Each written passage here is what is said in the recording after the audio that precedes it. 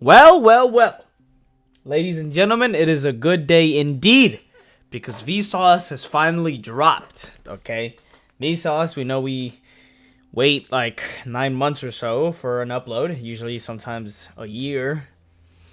But that's because he has his reasons, okay? We're going to give him the benefit of the doubt. These videos are very well made. We like them. It's entertaining and entertaining, I guess I should say. And it's also number 3 on trending, so you know it's a bop. Who took the first selfie? Really? Let's go. Nothing more needs to be said. Let's get right into it. Hey, Vsauce. Michael here. Hello, Michael. On July 1st of 2015, a long-standing ban was lifted. Visitors were finally allowed to take selfies at the White House. This is the first legal selfie ever taken on a White House tour. Quick selfie with George W. before the Secret Service get me. At White House, hashtag White House tour, and then a link to a website. Only 3 likes? I don't know. Seems kind of like an epic selfie if you ask me.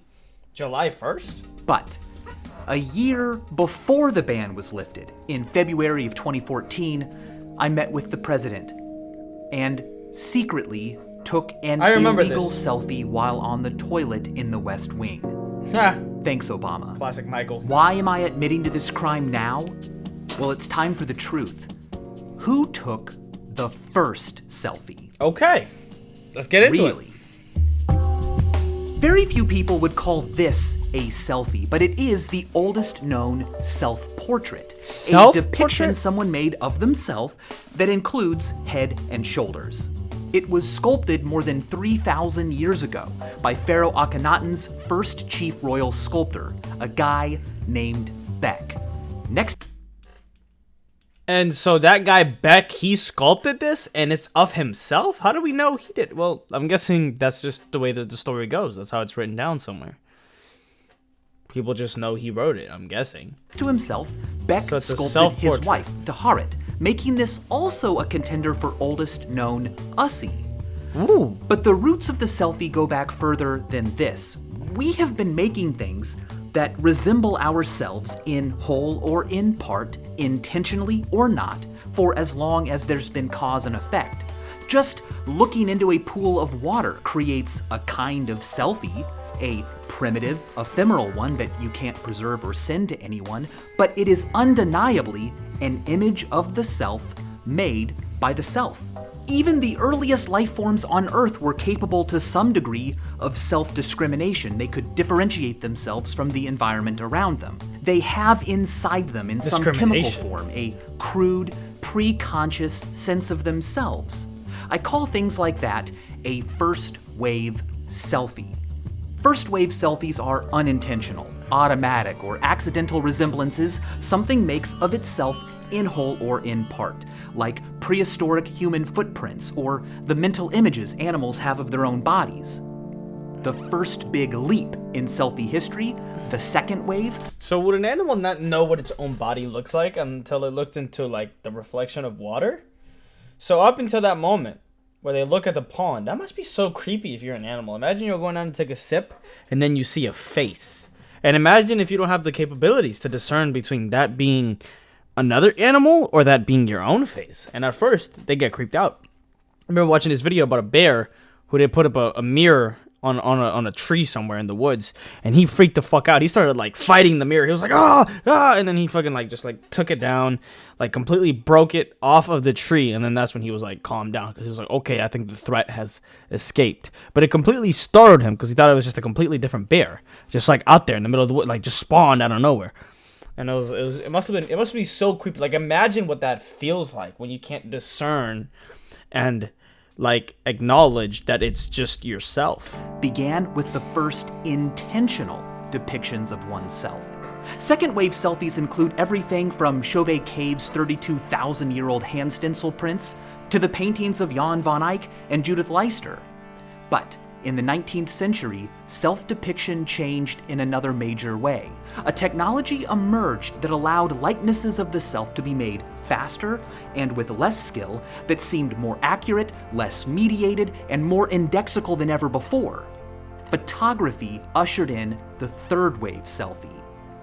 In the fall of 1839, outside his family's lamp and chandelier store in Philadelphia, 30-year-old Robert Cornelius stood completely still for about 15 minutes in front of a camera he'd built using a modified opera glass and a sheet of silver-plated copper.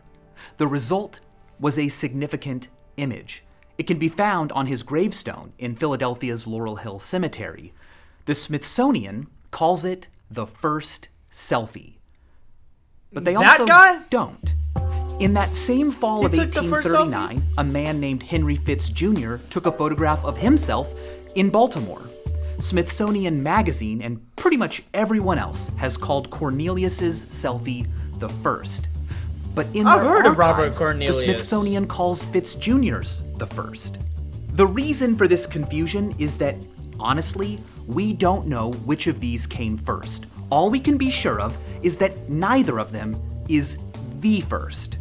Hippolyte Bayard, a Frenchman, wrote of taking a photo of himself in 1837, 2 years before these. But it's been lost. And other even earlier examples may have been lost as well. Because these are photographs people... That's what sucks, right? As you go through time, right? In our way of perceiving it and making sense of it, like, as you go through time. Yeah. A lot of things get lost, man. Like, a lot of this just becomes word of mouth. It's like stories and shit. Imagine how much stories can change and completely differ from what actually happened. I mean, just look at the game Telephone, right? You start off, those first couple people, 1, 2, 3, they might still get the message from the first person completely right. But then as you keep going along the line, and these stories keep told and propagated through generation and generation, like, changes happen. And it's like, shit gets lost. It just gets lost in time. And it's worse when it's like a photograph that you could actually hold that could actually withstand that time, but then it just, like, gets lost or something. It gets destroyed. Took of themselves, it's largely uncontroversial to call them selfies. But, you know, they're not like selfies. If you've seen my video, Is Cereal Soup, you know what I just did there. Contrastive focus reduplication. That's when you repeat a word in order to focus on prototypical examples in contrast to edge cases. For example, wow, we went on a date last night. But, you know, it wasn't a date.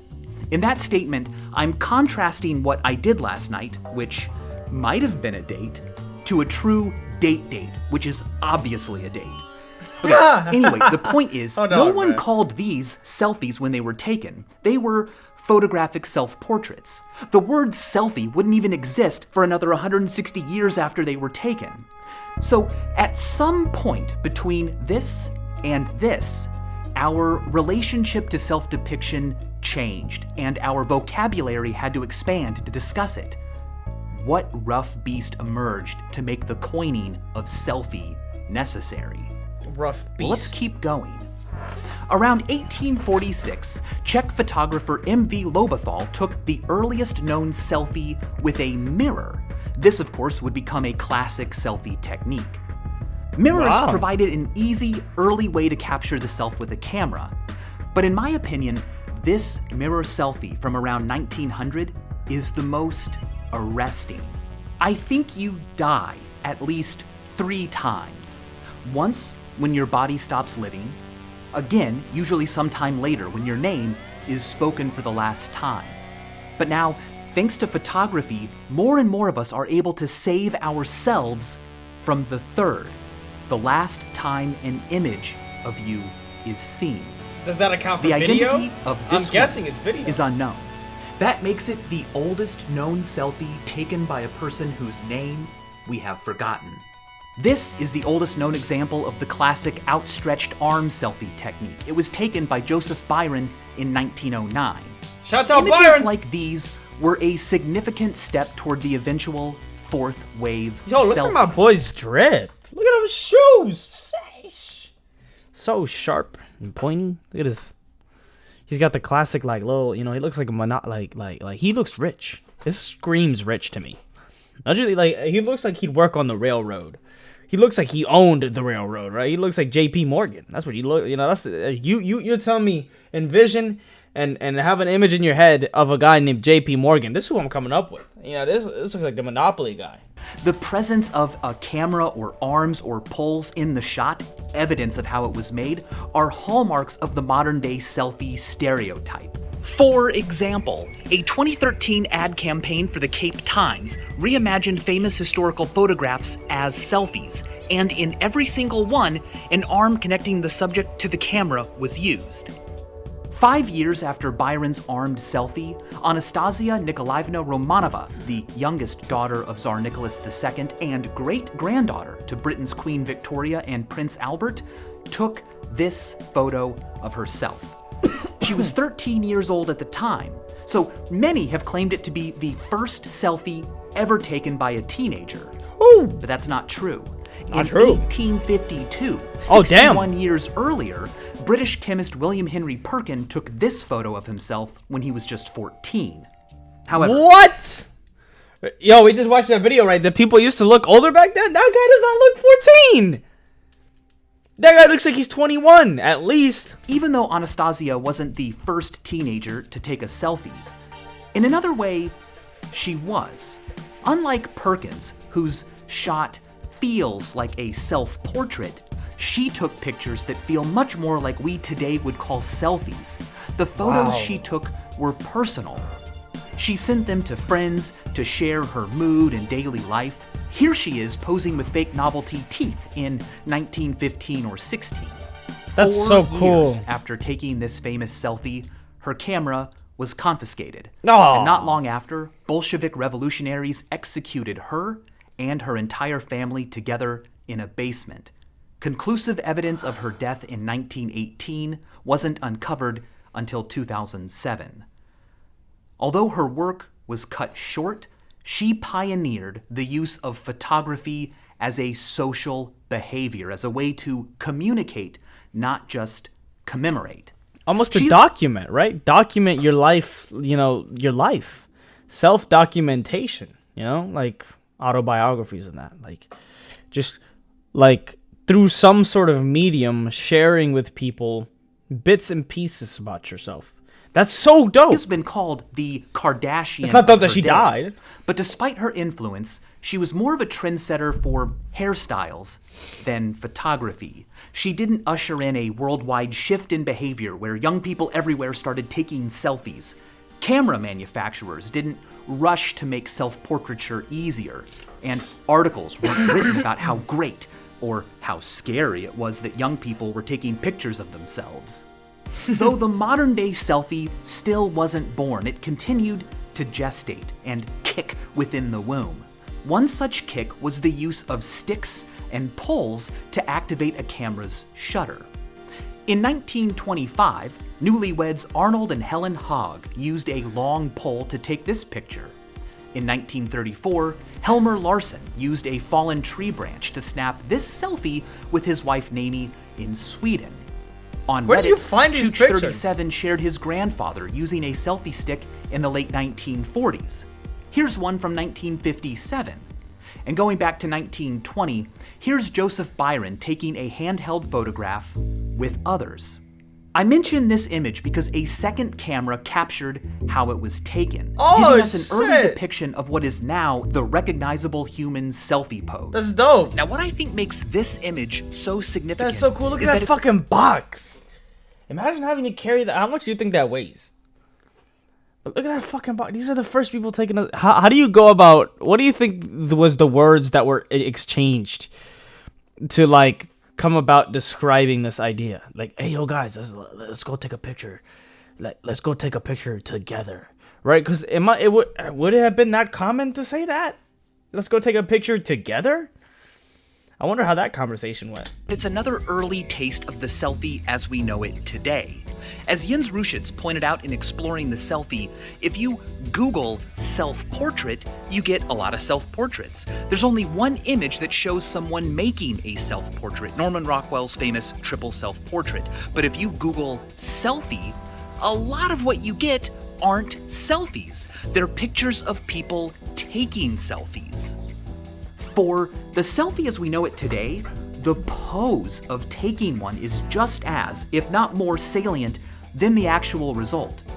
Blogs and articles containing outrage over people taking selfies in inappropriate places or when they should be behaving differently rarely complain about the actual images. They dislike the performance. In 2015, Joanne Paterna-Patena published a book of pictures of people taking selfies from which she had removed the environment, giving us what feel like selfie poses preserved in specimen jars. The idea that those taking photos can be a nuisance didn't begin with selfies. Far from it. There's a long tradition of photographers, especially tourists, raising eyebrows for being annoying, centering themselves over the location, and being predictably herd-like. For example, the Pisa pushers found in Italy. The modern-day selfie that was to come, however, makes a person look like a tourist everywhere they go. Not because everything suddenly became a landmark, but because people have always loved looking at themselves. And as cameras became smaller and easier to handle, it was inevitable that people would start snapping more self-portraits. Vivian Dorothy Meyer took really cool mirror selfies in the 1950s and 60s, but she kept them to herself. Her selfies were unknown and unpublished during her lifetime. A couple of years before her death, she failed to make payments on the storage unit she rented, and her works were auctioned off. 6 months after her death in 2009, a collector who had acquired them uploaded her images to Flickr, and they went viral, inspiring exhibitions, a documentary. A road in Paris was even named after her. The popularization of instant cameras in the 60s and 70s made taking selfies physically and mentally easier. You didn't need to know how to develop the film yourself or feel self-conscious turning in selfies to be developed. But instant cameras with mirrors on the front didn't come around until decades later. Selfies still hadn't reached a tipping point. In 1969, Michael Collins took the first reverse selfie, a photograph that contains everyone but yourself. Neil Armstrong and Buzz Aldrin are in this lander right here, and every human, living or dead at that time, is on this ball of rock. Only Collins himself, behind the lens, is absent.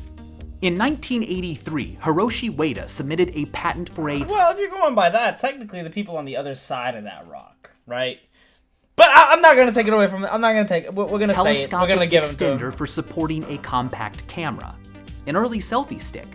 And 2 years prior, Lester Wisbrod started what was to become a personal tradition, using his new autofocusing compact camera to snap selfies with famous people. Wisbrod was the pioneer of the celebrity selfie. Still though, no one was using the word selfie. Selfies hadn't become a thing yet. But then, something happened in Japan. In 1995, 19-year-old Toshikawa Hiromi, known as HiroMix, was nominated for the New Cosmos of Photography Award by world-renowned photographer Nobuyoshi Araki. She submitted a portfolio of snapshots she'd taken of her daily life. She's beautiful. And she won the grand prize. There was already a unique culture of photo diary and photo booth use among young people in Japan, but HiroMix's sudden fame amongst teenagers and the educated elite made the practice a thing. Suddenly, young people all over Japan wanted to be like her. The New York Times called it HiroMix syndrome. Increased demand for cameras that made self-portraiture and proto-Instagramming easier led camera manufacturers to speed up the release of features that served immediate, frequent photography. HiroMix took a lot of photos, tens of thousands, and her work generated polarized reactions. Some critics adored her, while others found it all baffling. Now, by the time selfies she's the first one that made it. That's like a whole Instagram-like account. That's like the first Instagram account right there. Called selfies. Except it wasn't on Instagram, of course. Was started again, but it was about the behavior HiroMix had brought into focus more than a decade before. You know, it's hard to say who took the first selfie, but in my opinion, HiroMix took the first selfie. Her work hastened and christened the arrival of the fourth wave selfie, the selfie as we know it today. Now, if it hadn't been her, it would have been someone else. People love looking at themselves, and it was becoming easier and easier to do so. But Hero Mix popularized taking pictures of yourself as a social sharing activity, more akin to speaking than remembering, less a memory than a message. Nowhere is this more clear than in the story of the first camera phone picture. On June 11, 1997, while his wife was in labor, Philippe Kahn jury-rigged together a makeshift system involving his StarTAC flip phone, a Casio QV, and a Toshiba laptop. When his daughter was born, he took a photo with the camera and used the laptop and phone connection to immediately email the image to more than 2,000 people. Social media is strongly associated with the fourth wave selfie, but as we've seen, it wasn't its origin. Instead, social media was simply a mouth that showed up later and demanded to be fed them. Online, we have no bodies. We can't just walk in and be seen. We have to upload images of our bodies for them to be there. Selfies are an easy solution because they don't require other people's help. But on top of that, there's a sense in which a photo of yourself taken by someone else is that person's point of view. It's their story. But a selfie? Well, a selfie's point of view doesn't belong to another person. When I look at a selfie of you, I'm not a third observer looking at you through someone else's eyes. It's just me. It's not a POV looking shot. At you. Selfies allow us to be online firsthand, not secondhand. In the same way that brown bears who migrated to the cold lands of the north evolved pale guard hairs and became polar bears, as humans migrated into the cold lands of the screen, they evolved selfies. By 2006, everyone knew that something was happening. So selfie just comes with the culture of, the internet. You come on the internet, you can expect to be taking some selfies, right? Because you're going to see people taking selfies. And, of course, we're social creatures. Social proof, social behavior. We'll see people doing one thing and we'll say, oh, this is what the internet must be about. That's what you got to do on Instagram, right? People started taking pictures on Instagram. You say, okay, so this is what Instagram is about. This is what you do on Instagram, right? Now, everybody else is doing it. Well, might as well, right? I don't want to feel like I'm doing the wrong thing. I don't want anybody to be like, what the fuck are you doing? I'm just going to do it. And it's just part of the culture. The New York Times published an article that year about how young people were suddenly taking a lot of photos of themselves. Was it weird? What did it mean? Not once in the article is the word selfie used. But it could have been, because sometime between 1995 and 2006, the word selfie was born. Selfie with a Y had been a word since the 1600s. It meant self-centered or selfish. But selfie with an IE is new. The earliest recorded usage of it is from a September 13th, 2002 post on Dr. Carl's Self-Serve Science Forum. Australian Nathan Hope uploaded an image he took of how busted up his lip had gotten, and he wrote, "Sorry about the focus, it was a selfie." Hope has been hailed as the inventor of the word selfie. No way! But says himself that he probably heard it somewhere else first, which is likely. The word selfie is a hypocorism, a pet name, an affectionate, familiar, cuter version of an existing word. Australians are famous for doing this. Barbecue, Barbie. Mosquito, it would be an Australian, wouldn't it? Aussie. Self-portrait, selfie. They don't only use IE, they love would O, be the S, and Australians. Z too. Australian English has man. given us probs, Aussies. rando, totes, saws, preggers, and yes, even doggo. MySpace was an early incubator of thriving selfie colonies. But in 2004, when Facebook launched as a serious social media platform The for people Facebook? at elite universities, Bitch, what the fuck? Was it actually called The Facebook? Get the fuck out of here. We have opened up The Facebook for popular consumption? Oh my god.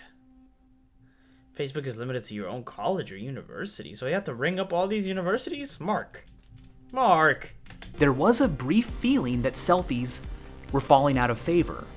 However, when the iPhone 4 debuted with a front-facing camera in 2010, the selfie was declared officially back.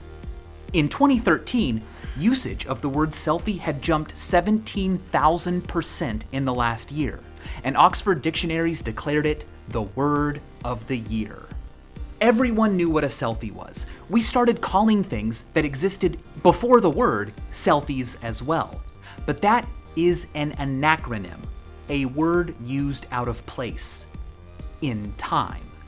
Anacronyms can be words that have lingered around too long, like when we say we're dialing a number on a smartphone, even though actual turning dials are no longer involved. Or when we call this tinfoil, although it's actually the cheaper and more durable aluminum foil that superseded it. Anacronyms can also be words from We do call it tinfoil, don't we? today, like selfie, that barge back into the past, like calling these medieval church singers the first boy band.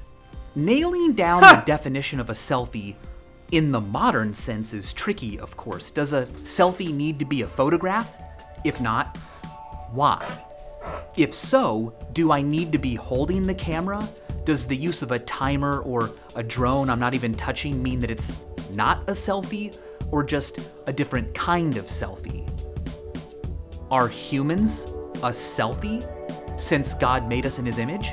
Because of questions like that, I prefer what I've been doing in this video. Just allow a selfie to mean anything that something has made that resembles itself or part of itself. That covers a lot of stuff, but can be broken down into 4 waves. First wave selfies are unintentional. The second wave began with the first deliberate depictions of oneself. The third, with photography's promise of recognizable self-depictions that were significantly more accessible.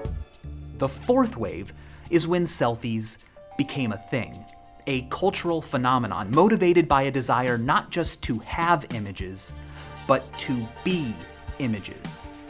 Throughout the 20th century especially, we found ourselves increasingly surrounded by images, news, and travels and products and stories. The entire world outside our head could be seen like never before. Not in person, but through images. In the midst of this image world was the human animal, an organism that got to look at images, but wasn't one. Which was too bad, because to be an image was to be something. Well, selfies gave us that power. They put it in our own hands. Photography allows more of us than ever before This to is so strange. Like, looking at this is just so strange. How many people are going to see this photo? This person could have never known ever that me and you watching this would ever be sitting wherever we are, or maybe whatever you're doing, I don't know. But we'd be here in 2022, in November 18th, right when I'm dropping this. We would be here looking at a picture of her. She could never know. She would never guess. She never could guess, because that's just, it's wild. It's not possible. And yet, look, I'm doing it here. I'm just casually here, just looking at this image. How am I looking at this image? I don't know. We don't even know her name. But that's a real person right there. She existed. I wonder what her life was like. She must have been pretty cool, though. You know, because to take pictures in that time, I mean, who was really doing that, right? So she must have been unique in some way. She must have been, you know, wild and adventurous, maybe. Play the third death. But the fourth wave selfie flattens the boundaries of time and space now. We can be anywhere, whenever. Does my face need to be depicted for it to be a selfie? Well, in October of 2013, Kim Kardashian posted this image on Instagram. Goddamn. Within a month, Belfie had been added to the Urban Dictionary. A belfie is a selfie of your butt. But selfie. Belfie. I've never heard belfie. Belfie guides and histories and even a belfie stick soon followed. Are you fucking kidding me? And this all raises a serious question about society. If a selfie of your butt is called a belfie, shouldn't a selfie of your face be called a Selfie. And as always, thanks for watching. Well, you're not gonna get people to start saying Selfie, I'll tell you that much. I would never even call that a Belfie either. Like, wow. Wow. Let me show you something I've been working on. It is a star projector. It puts stars all over you. Because Curiosity box, I'm guessing. Others, the box out or winter box. Yep. I got demonetized, even though I don't have monetization. They fucking put a little thing on my video last time for playing their little ad, and I'm just like, okay, I'll skip it then. Like, no problem with me. Let me know what you guys think, man. Who took the first selfie? That one girl. I already forgot her name. What was her name? Shinomi? Wait, no. Let me shut up because I forgot it. It was that girl, though. The girl that popularized it in Japan. She, according to Michael, that's who took the first selfie. Where did she pop up at?